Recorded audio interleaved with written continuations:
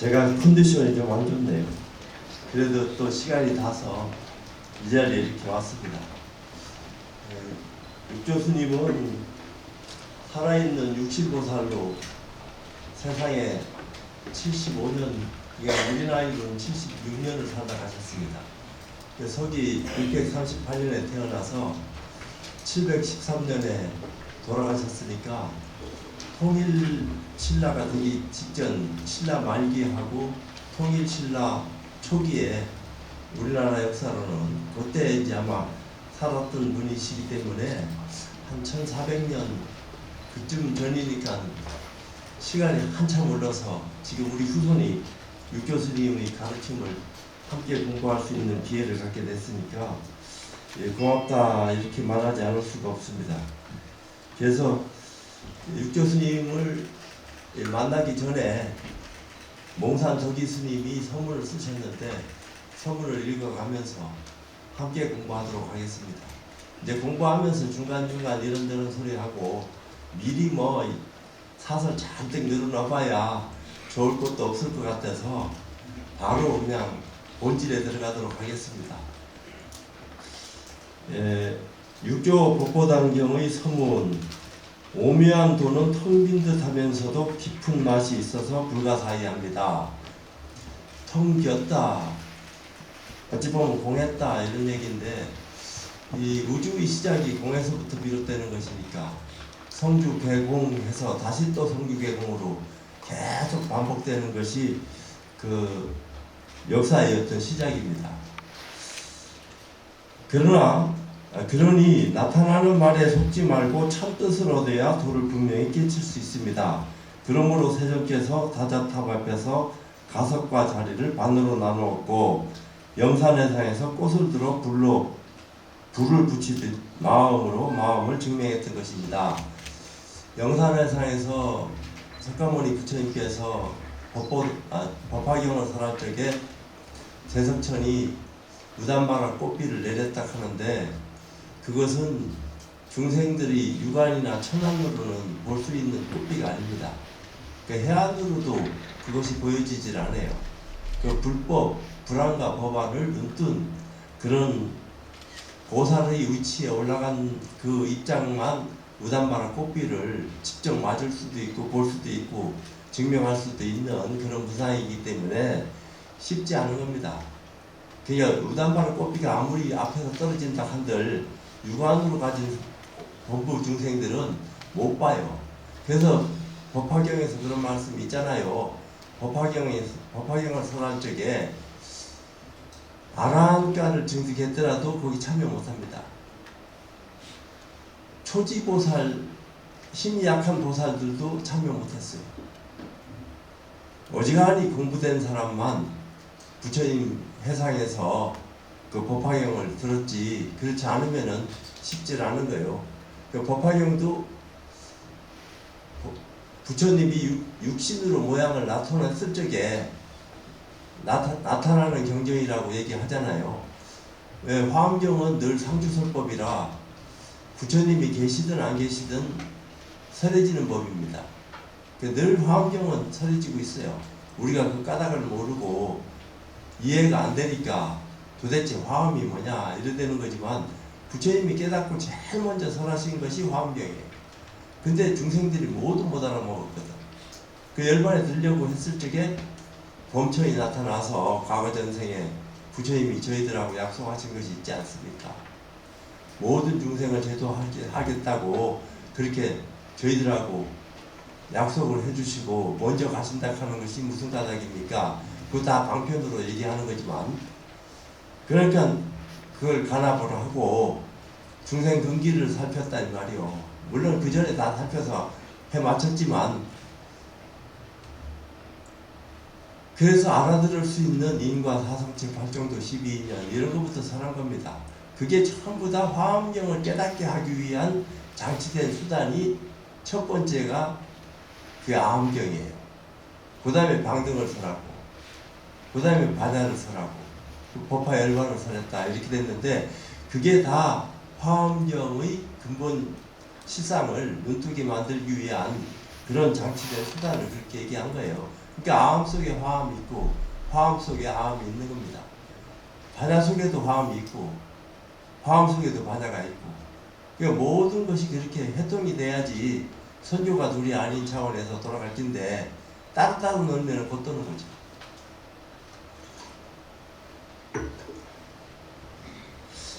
그 법이 인도에서 이어져 오다 28대 달마스님에 이르러 중국에 왔습니다. 곧바로 사람의 마음을 가르쳐 참성품을 보아야 부처님이 된다는 그분이 가르침에서 해가스님은 천마디의 깨달음을 얻고 절 3배를 올렸습니다. 그 해가스님이 그 달마스님이 130살 가까이 돼서 중국 땅에서 저 인도에서 중국으로 오셨다 하는 그건데 왜 140을 사셨다 했으니까 그렇게 하고 양무제를 만났는데 양무제가 못 알아먹어요. 달마스님을. 130세 된 참 노승이 왔으니까 양무제가 불심천재라고 소문난 사람인데 그 공손하게 존경 안 했겠어요. 그렇지만 이제 양무제가 또 자기 상을 드러내려고 내가 천불 천탑을 쌓고 수없는 공양을 올리고 불경을 배포하고 이랬는데 그 공덕이 도대체 얼마나 되십니까? 그 소무공덕이다. 조금도 공덕이 없다. 왜? 자성을 유달하지 못한 그 힘은 공덕으로 연결이 안 돼요. 복은 졌지만 네가 공은 쌓지 못했다 이 말이지. 복덕과 공덕은 다릅니다. 공덕은 불보살이 쌓는 거고 복덕은 일체 중생이 복과 지혜를 아울러 닦을 수 있는 근거를 가지는 것이니까 상을 가지고 주고받고 하는 것은 복덕을 쌓는 거지만 상이 떨어진 자리에서는 공덕을 쌓는 거예요. 그러니까 공덕도 아무나 쌓는 게 아니다 이 말입니다. 공부를 해서 눈을 뜨고 그런 어떤 자리에 올라갔을 적에 비로소 불보살이 증명하는 거예요. 불보살이 증명 안 하는데 무슨 공덕을 어떻게 쌓을 수 있다는 얘기요. 우리끼리 얘기지 그냥. 그게 쉽지 않은 겁니다. 그러니까 소무공덕이다 조금도 공덕이 없다 했는데 그 말을 못 알아먹으니까 그 소림굴로 떠나신 거 아니요. 떠나실 적에 신통을 보였는데 양장항을 맨발로 갈대를 타고 건너갔다 이랬는 거예요. 그 9년을 그 소림굴에서 면벽을 하셨는데 누가 있었는지 뭐 모르는 사람이 없이 알 정도로 다 소문이 났으니까 해가스님이 거기 찾아갔겠지. 근데 말없이 앉아 있으니까 누가 가도 그 뭐 누굴 만나지 않으려고 하는 건 아니에요. 만나봐야 말이 없으니까 또 인도말하고 중국말하고 이게 달마스님이 중국말을 배우고 들어와서 거기 앉아 계셨는지 전생서부터 그런 입장인지 그걸 알 수가 없어. 지금 입장으로 봐서는. 근데 해가가 거기 찾아가서 단지를 하고 이 팔을 끊어 바치고 겨울에 파초가 솟아나서 그 팔을 바쳤다 하는 기록은 있다 하는데 그건 우리가 알 수가 없는 소식이고 거기서 이제 마음을 얻은 거 아니요.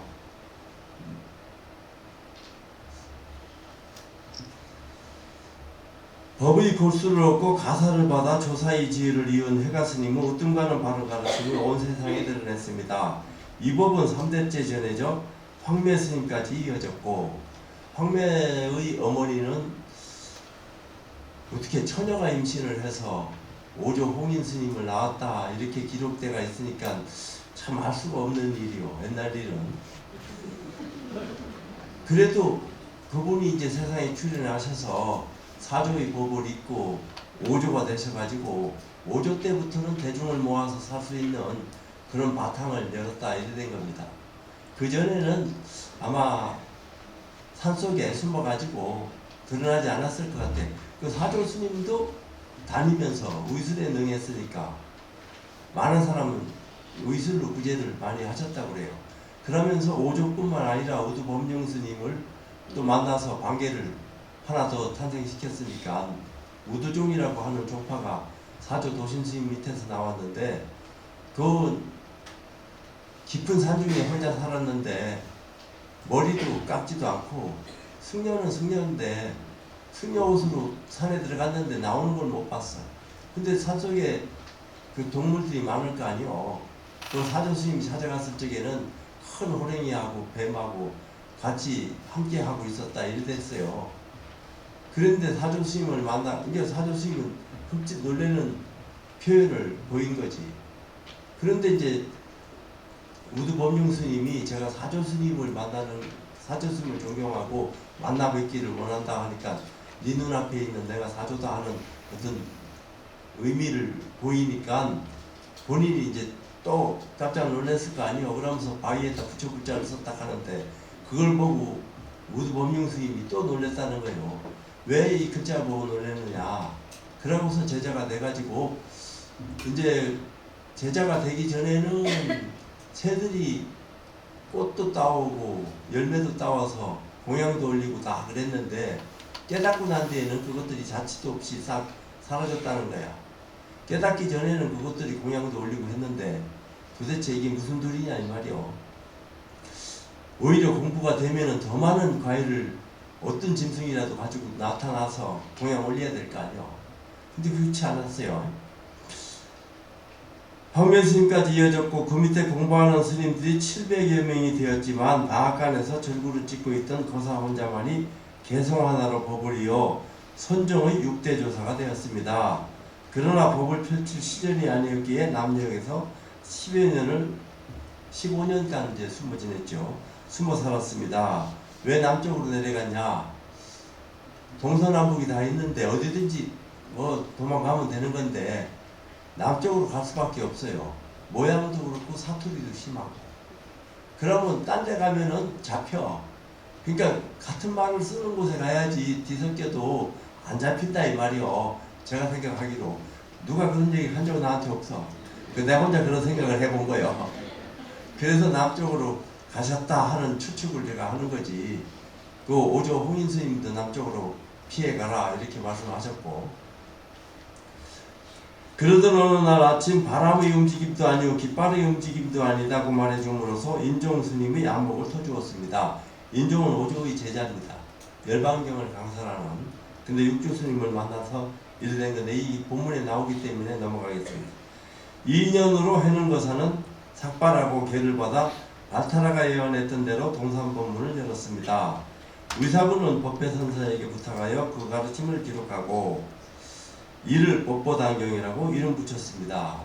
이제 고론이 의사본인데 나중에 나와요.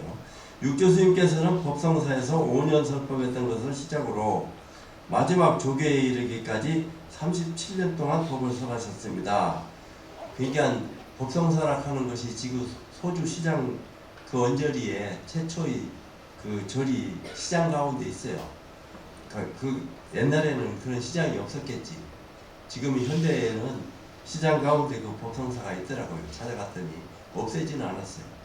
그렇게 하고서 오른쪽으로 올라가니까 보림사라고 남아선사가 지금 자리하고 있고 왼쪽으로 또 가면은 운문스님이 설했던 대각선사라고 또 그 언저리에 이제 지금 자리하고 있는 그것을 우리가 보고 왔는데 다미슬 같은 이 법문에 젖어 범부의 경계에서 성인의 자리에 들어간 이들은 그 수를 헤아릴 수가 없었습니다.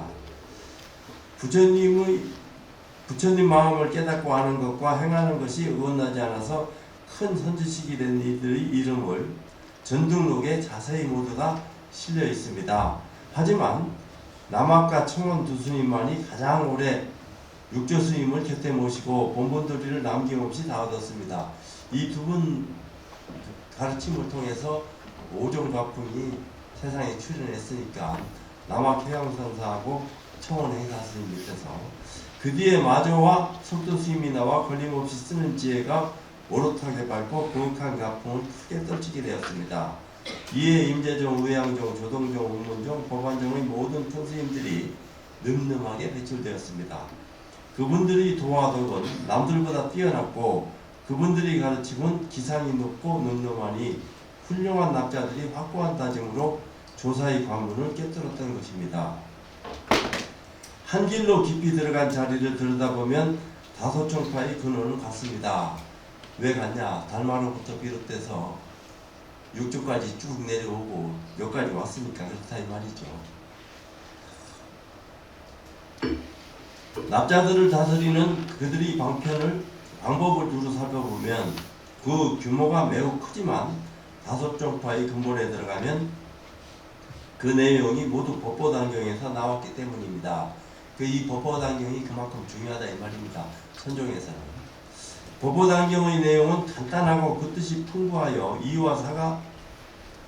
이화사를 분명히 갖추고 있습니다. 모든 부처님의 법문을 다 갖추었기에 하나하나의 법문 속에 헤아릴 수 없는 오묘한 이치가 다 들어있습니다. 모든 부처님의 오묘한 이치를 다 드러내니 미륵보살이 누가간이요 고현보살이 털구멍 속입니다. 경전 속에 나오는 내용이죠.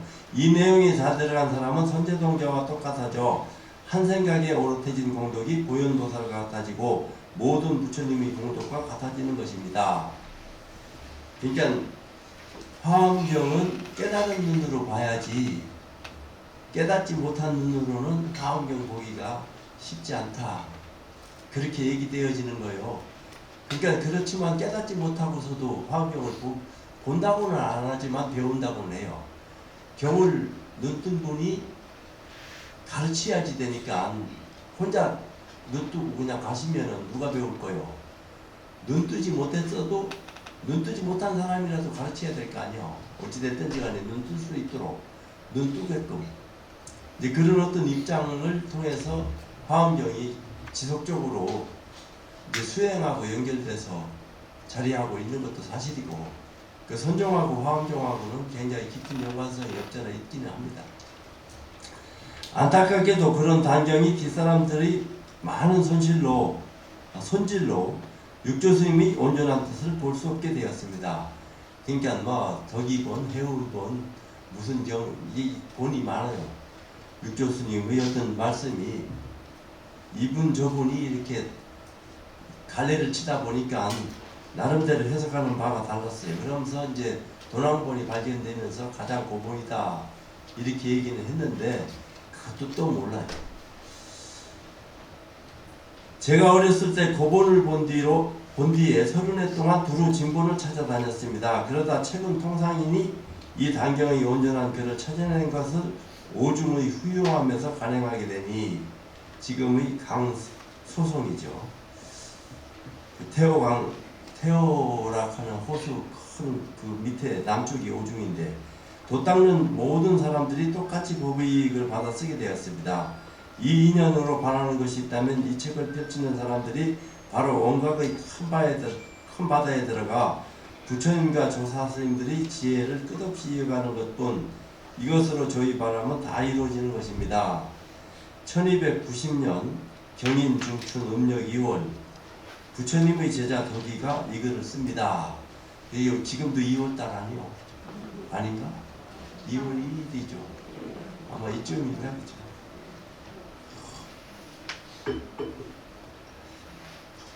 네. 제1장 법을 깨달아 조사가 되다.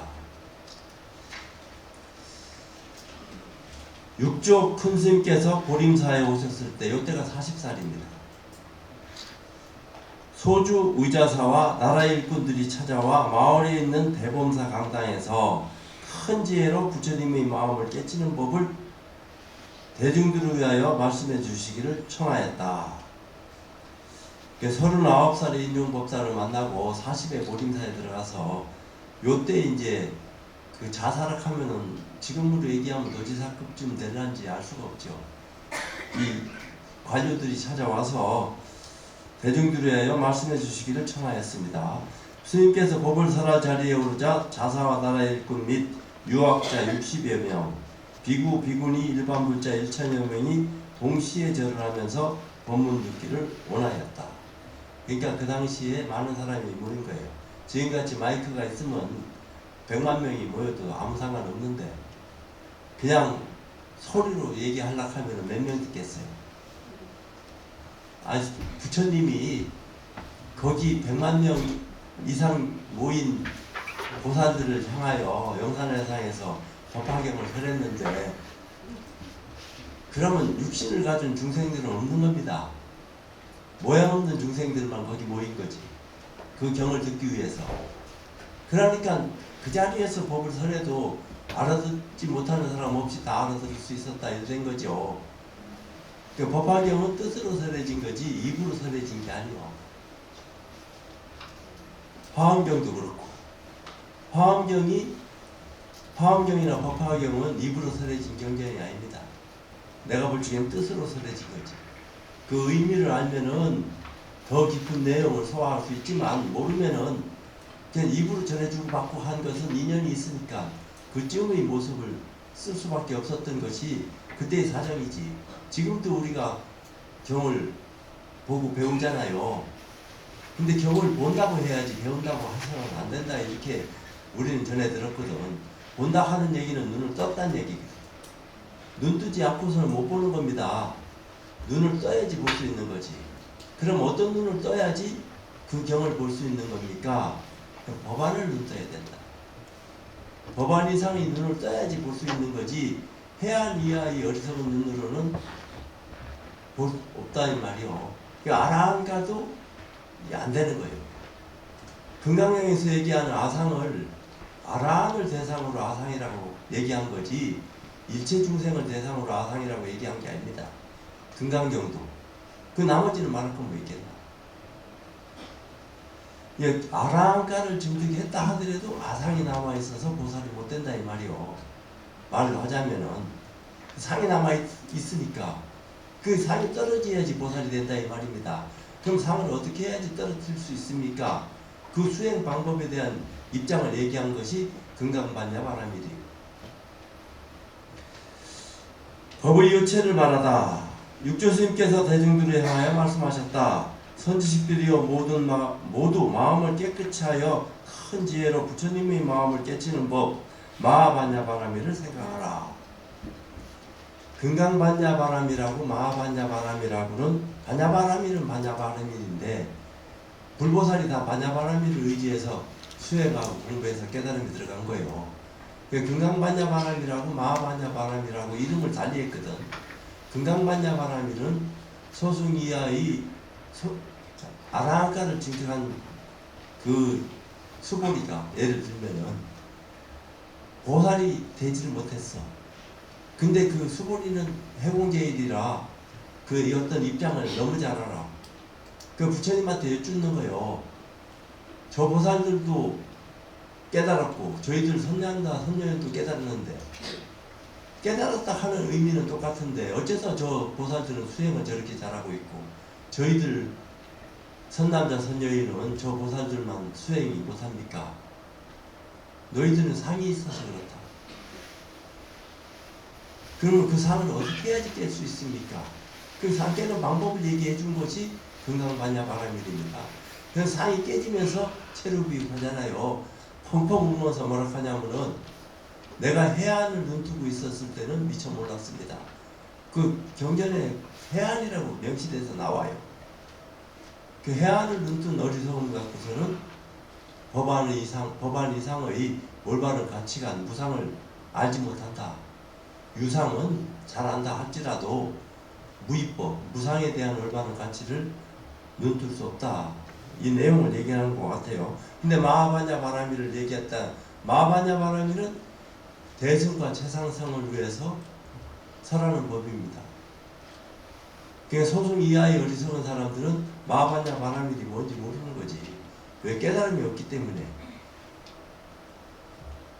한참 있다 다시 말씀하시기를 선지식들이요 깨달음 자체인 자신의 성품은 본디 맑고 깨끗한 것이니 이 마음만 쓰면 바로 부처님이 된다. 본디 맑고 깨끗하다 하는 말은 육조스님도 어떻게 표현할 방법이 없어서 그렇게 얘기했을 거예요. 이 세상에서 제일 깨끗한 것이 뭐요? 육안으로 깨끗한 게 아닙니다. 해안으로 깨끗한 게 아니요. 불안으로 본 눈으로 깨끗함을 얘기해야지 청정이요. 청정이라 하는 것이 육안으로 청정은 상대적인 겁니다. 더러운 거하고 깨끗한 거. 그러면 깨끗한 건 물들어요. 더러운 게 들어오니까. 물들지 않는 것이 순수한 거예요. 깨끗한 것이 오든 더러운 것이 오든 어떤 것도 다 받아들이고 품지만 어떤 것에도 물들지 않는 것이 순수하고 영원한 거요. 그걸 깨끗하다 이렇게 표현합니다. 근데 우리는 고정관념이 깨끗하다. 아유, 조물 깨끗하다. 우리 깨끗한 물 먹자. 이런 거지. 그러니까 그게 틀려요. 안목이 틀리니까 정의 내리는 게 어렵다 이 말이요. 그 눈 따라 달라지는 거지. 표현하고 해석하는 방법들이.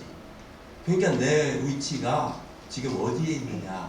내 정신적 가치를 어떤 눈을 뜨고 이런 가르침을 받아들이고 소화해서 드러내고 있느냐.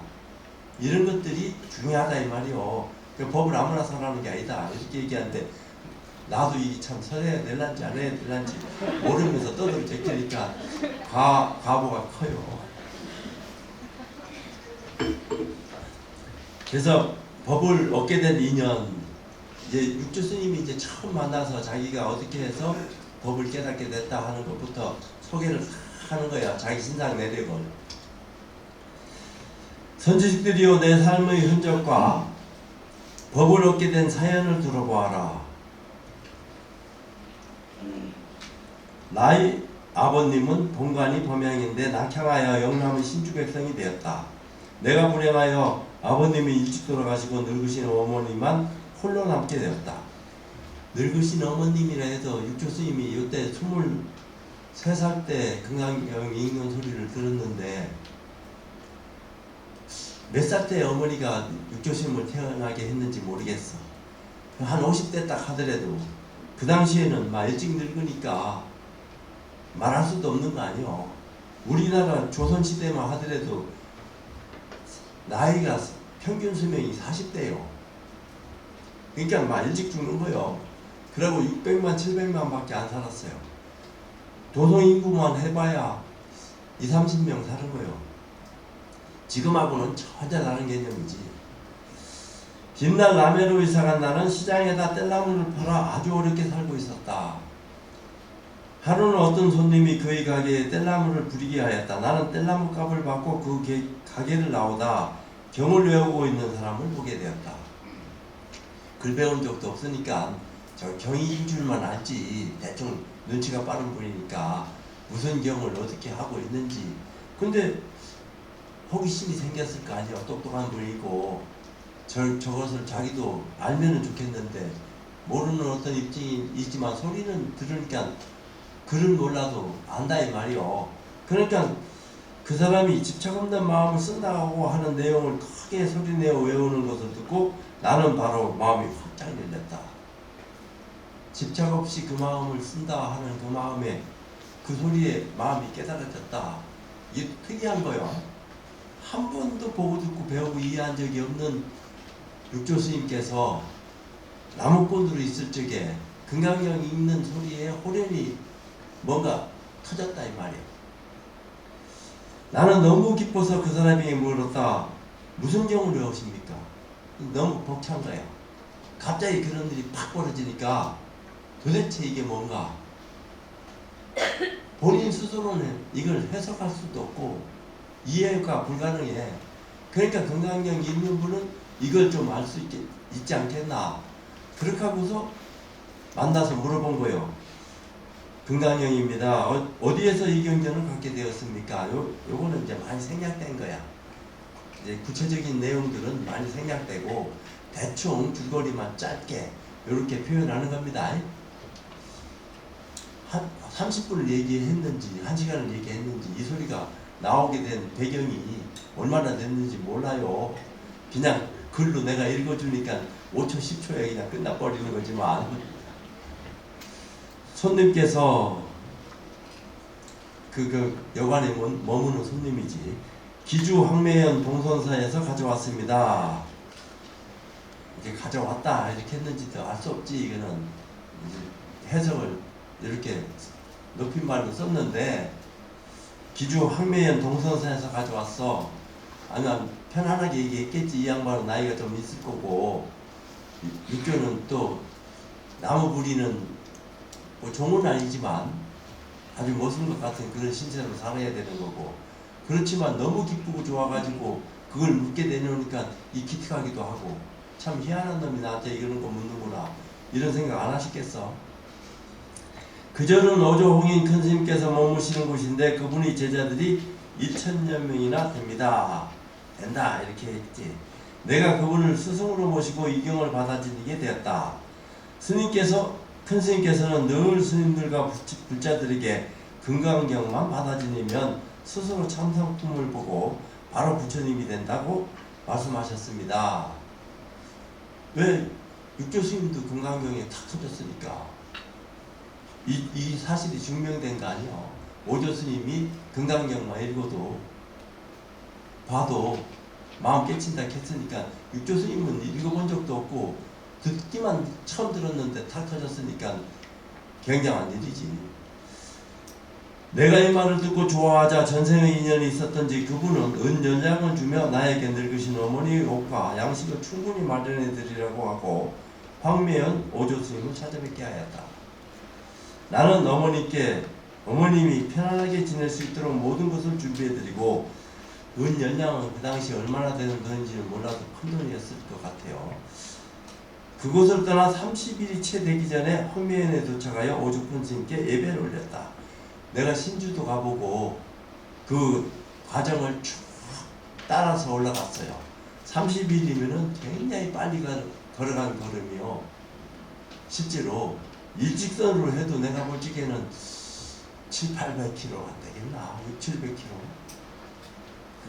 그 정도 되는지는 몰라도 신주 부근사락 하는 데가 저 밑에 광동선 밑인데 거기서 광주를 거쳐서 소관이라 하는 그걸 넘어가지고 그 대유령을 또 넘어가 집주 땅을 지나가지고 양자강을 건너가지고 오조사까지 찾아가야 될 판인데 그게 1000km는 되지 내가 봐도. 그러면 하루에 그 자는 거 입는 거 먹는 거 다 애끼려고 얼마나 빨리 걸었겠어 부지런하게. 황매연에 도착하여 오조 큰 스님께 예배를 올렸다. 오조 스님께서 나에게 물으셨다. 이걸 보면요 오조 스님이 다 열어놓은 거야. 횡자가 찾아왔는데 너 저기 와서 기다려. 안 만나줄 수도 있는 거 아니야. 근데 멀리서 왔다 가니까 남노한 옷 입고 왔을 건데 물론 정갈하게 해가지고 큰 스님 모시 이제 친견하러 들어갔겠지만 언제 육조 스님이 큰 스님들 친견한 적이 있겠어? 그냥 오조 스님 큰 스님이라고 하니까 믿고 쫓아가서 만나게 됐는데 오조 스님 어떻게 딱 만나게 됐어? 너는 어디 사람이며 무엇을 찾으려고 하느냐? 저는 영주 신주 사람입니다. 멀리서 스님을 찾아온 것은 오직 부처님이 되려고 할 뿐 다른 것을 찾지 않습니다. 금강경 한번 읽고서 이런 소리 했다 하는 게 내가 참 도대체 이해가 안 되는 어떤 대목인데 전생에 육신보살이라고 하는 말을 듣는 순간에 이게 다 이해가 되더라. 우리하고는 차원이 달라. 너는 하찮은 영남 사람인데 어떻게 부처님이 된단 말이냐? 영남 오랑캐들이 산다고 남쪽 오랑캐 옛날에 중국에서는 그렇게 얘기됐는데 너 그쪽에서 왔는데 네가 무슨 부처 된단 말이야? 이렇게 쭉 찌르니까 사람에게는 남과 북이 있더라도 부처님의 성품에는 본디 남과 북이 없는 법입니다. 당당하게 자기 소리 하는 거지. 저와 큰 스님이 사는 곳은 다를지라도 부처님의 성품에 무슨 차별이 있겠습니까? 부처님이 무슨 차별을 둡니까? 동서남북이 있습니까? 부처님 어디에 거처하고 계십니까? 이런 얘기 하는 거지. 그러니까 오조 스님께서 더 말씀하시려다가 대중들이 곁에 다 모여 있는 것을 보고 치고는 나보고 나가서 대중 따라서 일을 하라고 말씀하셨다. 왜 더 깊은 내용이 자꾸 드러나게 되면은 오조 스님 보고 이 대드는 건 아닌데 대등한 소리를 막 한다 이 말이요. 이게 남북이 있습니까 부처님한테 이런 식으로 막 얘기하니까 이 젊은 사람이 그러니까 육조 스님이 기계도 엿볼 수 있는 대목입니다.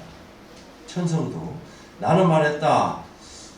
제가 큰 스님께 죽겠습니다. 저희 본디 마음은 늘 지혜로워 자신의 성품을 떠나 있지 않기에 그 자체가 복전입니다. 마음 자체가 복전이다 이 말이요. 복밭인데 그런데 큰 스님께서 저에게 무슨 일을 하라고 하시는지 잘 모르겠습니다. 난 일을 해마쳤다. 무슨 일을 또 하라고 말하는지 내가 이해를 못하겠다 하고 말하니까 오조스님이 이놈이 제법 한 소리 하는구나. 냉큼 입 다물고 방앗간에 가서 일이나 하라. 너희만 떠들지 말고 일이나 해. 이런 식이지. 왜냐하면 잘못하면 그 오조스님 옆에는 내 나름대로 그 700명 대중의 그 어른들이 거기 모여서 오조스님 시봉도 들고 다 이렇게 얘기도 하고 하는데 이제 명랑하게 중도 안 된 사람이 와가지고 자기 소리를 큰 스님한테 빵빵 하면은 건방진 걸 떠나서 잘못하면 쫓겨난다 이 말이요. 오조스님 다시는 못 만나게 만들면 어떡하겠어. 그러니까 오조스님이 깊은 심지를 가지고 요걸 보호하려고 하는 마음을 가진 거예요. 그렇게 하고서 뭐라고 하면서 쫓아내는 것 같지만 속으로는 이놈이 물건이네 이런 생각 안 하셨겠어. 아는 거지. 후원으로 가니 어떤 행자님이 나무를 쪼개고 디들방아를 찢는 일을 나에게 시켰다. 8달쯤 지난 어느 날 오조스님께서 나를 보고 말씀하셨다. 방앗간을 찢는데 육조스님이 몸이 가난했는가벼. 방아 무게를 못 견뎌요. 방아를 못 돌린단 말입니다. 이제 자꾸 몸이 들리니까. 그러니까 덩어리에다가 돌을 짊어졌어. 돌을 짊어지고 방아를 누르고 그걸 돌렸으니까 참 어지간한 어떤 입장을 왜 그 정도 되면 도망갈 수도 있지. 내가 왜 이 힘든 일을 내가 해야 되노? 시킨다고 하나? 아이고 가자. 하면 갈 수도 있는 거 아니야? 근데 하락하는 대로 꺽닥스럽게 8달간 꼼짝 안 하고 방아를 찢는 걸 보면은 그 심성도 어지간해. 자기 어머니도 걱정이 될 건데도 아무리 그렇게 살도록 모셔놨다 하더라도 왜 생각 안 나겠어? 궁금하지. 그런데도 8개월간 방아 쪘다 하는 것은 오지간한 거요. 나는 너의 견해가 쓸만하다고 생각했다. 하지만 사람들이 시기하고 질투하여 너를 해칠까 걱정되어 다른 말을 하지 않았다. 너는 내 마음을 알고 있었더냐?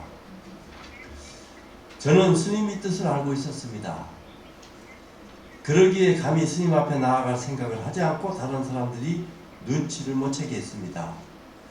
그러니까 육조스님도 오조스님도 다 대중의 눈치를 보고 싶어서 본 게 아니고 소화를 못하는 말을 이분 두 분이 하고 있으니까 오조스님께서 하루는 모든 제자들을 불러 말씀하셨다. 세상 사람들에게 태어나고 죽는 문제는 아주 큰일이다. 그런데도 그대들은 하루 종일 복만 구할 뿐 쳇바퀴처럼 태어나고 죽는 괴로움에서 벗어날 생각을 하지 않는구나. 그냥 복만 짓고 기복적인 생활만 한다 이 말이요. 자신이 참 성품을 알지 못한다면 어디에서 복을 구할 수 있겠는가. 그대들은 돌아가라. 저마다 갖고 있는 지혜를 보고 자신이 본디 마음에 있는 반야의 성품을 찾아 개성을 지어 나에게 가져오라. 공부된 사람이 있으면은 그 뜻을 나한테 개성으로 전해라. 큰 뜻을 알고 개성을 지었다면 나의 법을 전해 6대 조사로 삼겠다. 어서 서둘러 지체하지 말라. 경계를 헤아리고 있다면 옳지 않다. 자신의 참 성품을 본 사람은 그 자리에서 할 것이다. 이와 같은 사람이라야 춤추는 칼날이 목에 들어와도 태연히 이 자리를 볼 수 있는 것이다. 참 굉장한 소리를 한 거예요.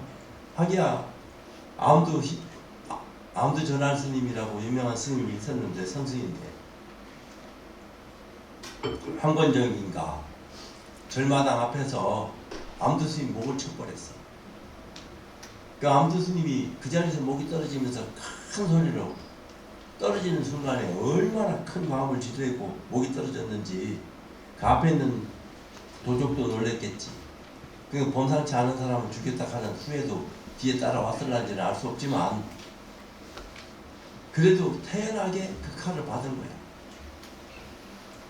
참 희한한 일들이 더러더러 벌어지기도 하는데 그런 일이 있었습니다. 그러니까 눈 하나 까딱 안 하고 그런 일을 행할 수 있는 것이 그 공부한 사람의 기계인데 쉽지 않아요.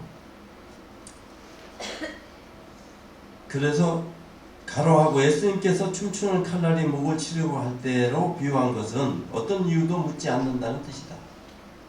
어떤 이유도 묻지 않고 너한테 육족으로 삼겠다 이 말이요. 이 말뜻은 깨달은 사람은 바로 주어진 인연을 보게 되지 말에 현혹되어 판단하지 않는다는 것이다. 딱 보면은 목격도전 하듯이 그저 보고 알지 말 나오면 늦다 이 말이요. 보살은 딱 보고 아는 거지 소리 듣고 아는 것은 성문이요. 그러니까 경우가 다르다 이 말입니다. 공부된 사람이 공부된 사람을 놓치면 안 된다. 공부 안 된 사람이 공부된 사람을 보는 것은 인연이 있어서 그러는지는 몰라도 공부 안 된 사람이 공부된 사람을 어찌 볼 수 있겠나. 감추면은 더 모르지. 드러내도 모르는 파인데 속이려고 해서 속이는 게 아니고 다 드러내고 있는데도 뻔히 눈 뜨고 있으면서도 못 본다 이 말이요. 깨달으면 그런 거요. 그러나 알면은 네가 아무리 안 깨달았다고 얘기한다고 하더라도 내 눈을 피할 수 있겠느냐. 이런 입장하고 똑같은 거지. 대중들은 오조 스님의 말씀을 듣고 물러나와 서로 말하였다. 시간이 고집반 다 됐죠. 우리들은 일부러 힘들여 개성을 지을 것이 없다. 애써 개성을 지어 큰 스님께 바친들 무슨 이익이 있겠는가. 신수 스님이 현재 교수사이시니 반드시 저분이 법을 얻는다. 부질없이 우리들이 개성을 지어봐야 힘만 들 뿐이다. 그 당시 신수 스님이 700명 대중의 교수사로 계시면서 낱낱이 가르쳤던가며. 그러니까 그분을 뛰어넘을 수 있는 제자들이 당시에 없었어. 그러니까 다 이구동성으로 신수 스님이야말로 개성 지어 바칠 수 있는 역량이 있는 분이고 우리들은 아니다. 그러니까 신수 스님이 개성을 지을 때까지 한번 지켜보자. 이런 의견으로 일치된 거지. 모든 사람들이 이런 말을 듣고 개성을 지을 생각이 없어서 우리들이 뒷날 신수 스님에게 기댈 것인데 어찌 번거롭게 개성을 짓겠는가라고 말하였다. 신수 스님은 나이가 101살인가 2살까지 사신 분이에요. 그 기록에 98살 때 축천루 청을 받아가지고 황실에 들어갔다 하는 기록이 있는데 그때 해안 스님의 나이는 120살인가 이래 됐으니까 두 분이 같이 들어갔어. 해안 스님은 128살까지 살았어. 살기도 오래 사는 분들만 자꾸 나오니까 나는 몇 살까지 살겠나 이랬는데 이쯤 해도 몇 분 됐죠? 몇 분 해야 되는 거예요? 네? 50분 되는 거예요? 하여튼 50분이 나도 심각한지도 모르고 얘기하다 보니까 모기 컨디션이 40%입니다. 그래서 미안합니다. 근데 이 수빈 나가실 때는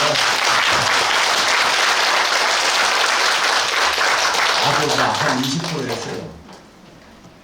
기침만 나오고 오늘은 그래도 기침이 안 나와서 다행인데 법문하면서 자꾸 기침하면 어떡할꼬 이 생각을 했는데 다행히 그래도 잘 넘어가고 1시간 잘 때우고 갔습니다. 두서너 달 전에 이제 주석 스님이 오셔가지고 꿈보다 여기 대원사에 와서 육조 스님 가르침을 좀 우리들한테 함께 전해줬으면 어떻겠습니까? 이랬어서 아이고 나 바깥에 외지로 안 나가요. 우물 안에 개구리처럼 안에서만 하고 또 어쩌다가 청을 받아도 길게 안 하고 한 번으로 끝나고 또 어지간하면은 딴 분 법사 청하락하고 나는 자꾸 피하고 그러면서 오히려 법사비를 손에 쥐어보내면서 어느 법사든지 미안합니다 내가 못 가서 이러면서 부담도 되고 시간도 그렇고 늘 그랬는데 여기 온 데에 대해서는 나도 이해를 못 하겠어요.